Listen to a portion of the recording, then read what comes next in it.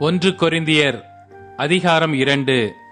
சகோதரரே, நான் உங்களிடத்தில் வந்தபோது தேவனை பற்றிய சாட்சியை சிறந்த வசனிப்போடாவது ஞானத்தோடாவது அறிவிக்கிறவனாக வரவில்லை. இயேசு கிறிஸ்துவை சிலுவையில் அறையப்பட்ட அவரையே அன்றி வேறொன்றையும் உங்களுக்குள்ளே அறியாதிருக்க தீர்மானித்திருந்தேன். அல்லாமலும் நான் பலவீனத்தோடும் பயத்தோடும் மிகுந்த நடுக்கத்தோடும் உங்களிடத்தில் இருந்தேன். உங்கள் விசுவாசம் மனுஷருடைய ஞானத்தில் அல்ல, தேவனுடைய பலத்தில் நிற்கும்படிக்கு என் பேச்சும் என் பிரசங்கமும் மனுஷ ஞானத்திற்குரிய நயவசனமுள்ளதாயிராமல் ஆவியினாலும் பலத்தினாலும் உறுதிப்படுத்தப்பட்டதாயிருந்தது.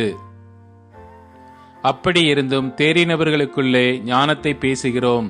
இப்பிரபஞ்சத்தின் ஞானத்தை அல்ல, அழிந்து போகிறவர்களாகிய இப்பிரபஞ்சத்தின் பிரபுக்களுடைய ஞானத்தையும் அல்ல, உலகத் தோற்றத்திற்கு முன்னே தேவன் நம்முடைய மகிமைக்காக ஏற்படுத்தினதும் மறைக்கப்பட்டதுமாயிருந்த இரகசியமான தேவ ஞானத்தையே பேசுகிறோம்.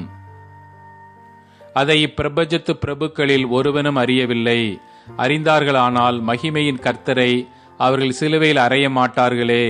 எழுதியிருக்கிறபடி தேவன் தம்மில் அன்பு கூறுகிறவர்களுக்கு ஆயத்தம் பண்ணினவைகளை கண் காணவும் இல்லை, காது கேட்கவும் இல்லை, அவைகள் மனுஷனுடைய இருதயத்தில் தோன்றவும் இல்லை.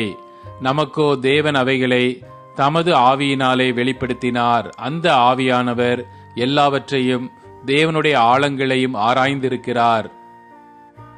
மனுஷனிலுள்ள ஆவியே அன்றி மனுஷரில் எவன் மனுஷனுக்குரியவைகளை அறிவான்? அப்படி போல தேவனுடைய ஆவியே அன்றி ஒருவனும் தேவனுக்குரியவைகளை அறிய மாட்டான்.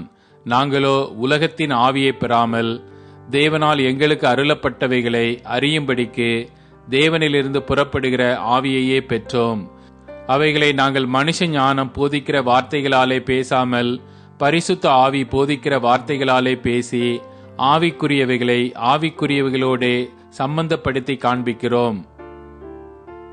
ஜென்ம சுபாவமான மனுஷனோ தேவனுடைய ஆவிக்குரியவைகளை ஏற்றுக்கொள்ளான். அவைகள் அவனுக்கு பைத்தியமாக தோன்றும். அவைகள் ஆவிக்கேற்ற பிரகாரமாய் ஆராய்ந்து நிதானிக்கப்படுகிறவைகள் ஆனதால் அவைகளை அறியவும் மாட்டான். ஆவிக்குரியவன் எல்லாவற்றையும் ஆராய்ந்து நிதானிக்கிறான். ஆனாலும் அவன் மற்றொருவனாலும் ஆராய்ந்து நிதானிக்கப்படான். கர்த்தருக்கு போதிக்கத்தக்கதாக அவருடைய சிந்தையை அறிந்தவன் யார்? எங்களுக்கோ கிறிஸ்துவின் சிந்தை உண்டாயிருக்கிறது.